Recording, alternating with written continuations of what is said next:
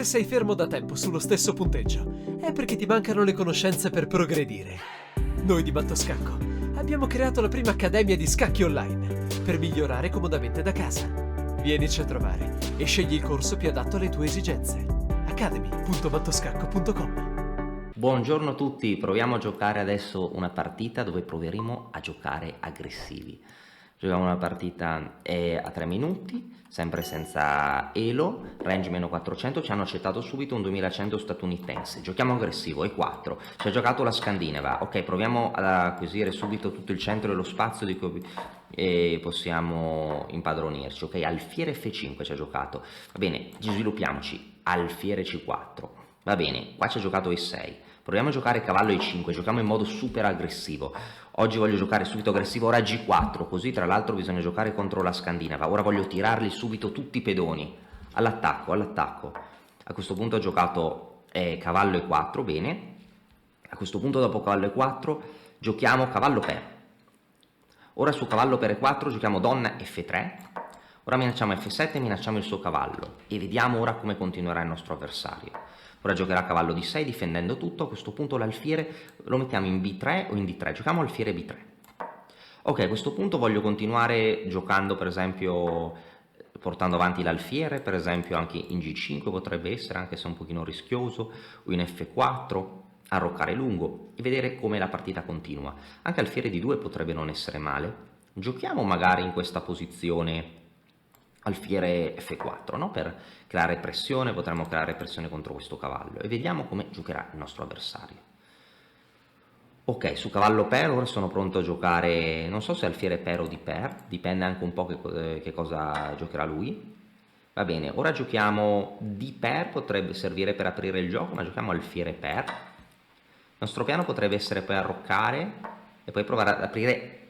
Wow! A questo punto potrei tornare indietro, ho creato una debolezza, no?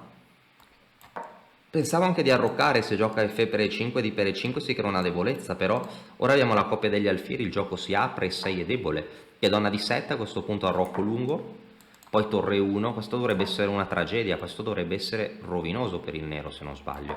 E torre 1, ora come fa a difendere E6? E il pedonino E6 dovrebbe essere molto importante in questa apertura. Ok, a questo punto se gioco donna E2 cosa fa? Non so se donna E2 o donna E3. Perdiamo tempo in finezza e proviamo a scoprire quale sarà la mossa migliore. Dove la mettiamo? Magari in E3 potrebbe essere anche interessante. Proviamo a metterla in E3, dai. Mettiamola in E3, tanto non la può attaccare, poi cade E6. Dovrebbe essere fantastica la posizione, perché cade E6, poi problemi sulla diagonale. Potrebbe perdere altro materiale. Oltre appunto ciò che sta già perdendo. Alfiere per E6 fantastica. Cosa farà adesso? Ok, come sempre abbiamo meno tempo, non so perché abbiamo sempre meno tempo,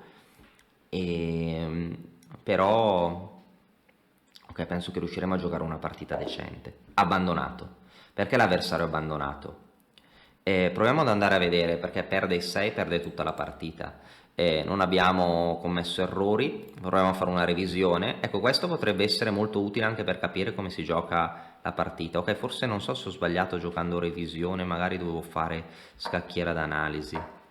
Ok, analisi, sì.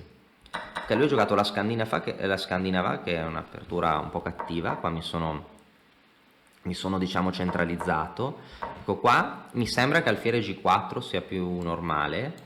C'è una partita famosissima, penso di Bobby Fischer, dove gli hanno giocato G6, che aveva vinto giocando alfiere F4, donna di Rocco Lungo, ma non era esattamente così. Comunque ok, lui ha giocato alfiere F5, a questo punto alfiere C4. Il nero ha giocato E6, ora cavallo E5, no? Giocando in modo iperaggressivo. Così secondo me è molto interessante. Non so se cavallo E5 sia la principale, probabilmente si può giocare anche con H3, G4, no? Mi piace il cavallo E5. Io ho giocato C6 che probabilmente è un po' passiva e qua tutto addosso, G4, H4, ora voglio attaccare ancora e se gioca H6 questa struttura è molto cattiva, no? Perché su H6 cavallo per F per, no? Questi pedoni sono molto deboli, potrei attaccarli, no? Anche E6 è debole, il nero sta male. Quindi qua lui ho giocato alfiere E4, a questo punto ho tante idee, per esempio un'idea che non ho visto è qua anziché donna F3 invertire cavallo per re per donna F3 e con attacco doppio su cavallo F6 G5.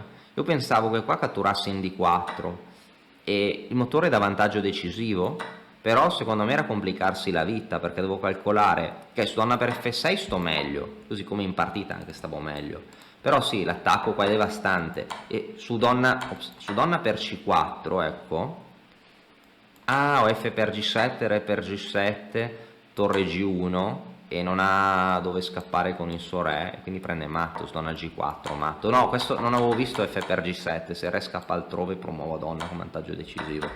Avevo calcolato questo mentalmente e non avevo visto che funzionava, ho sbagliato, però anche come ho giocato io, donna F3 che minaccia praticamente matto, e se il cavallo torna indietro a questo punto la posizione è quasi insostenibile, no? Perché ripeto, alfiere F4, arrocco lungo, io ho giocato questa, alfiere F4, voglio roccare lungo, su cavallo per, alfiere per, ora se sviluppa l'alfiere posso prendere in G7 ed è disastroso, io ho giocato F6 ma è un chiaro indebolimento, io ripeto potevo forse arroccare, no? Perché poi mi rifaccio su di 6, ma perché complicarsi la vita? Alfiere G3, arrocco, torre 8, e qua la sua posizione è davvero devastante, perché qua ora non riesce più a reggere questo punto. Io pensavo che lui continuasse a giocare, effettivamente non ha mosse, perché prendi un E6 e crolla tutto, è inchiodato, forse re B8 per spostarsi, ma anche qui la situazione è tragica, no? Perché poi io pensavo anche di spostare la donna, poi posso aprire tutto, no? Posso anche tornare indietro con l'alfiere, un pedone in più, e il bianco ha un vantaggio decisivo, e il tempo non era nemmeno troppo poco, 1 minuto e 30, non era troppo poco da permettergli di speculare. Comunque spero che questa partita vi sia piaciuta e speriamo in breve di giocare altre partite. Alla prossima!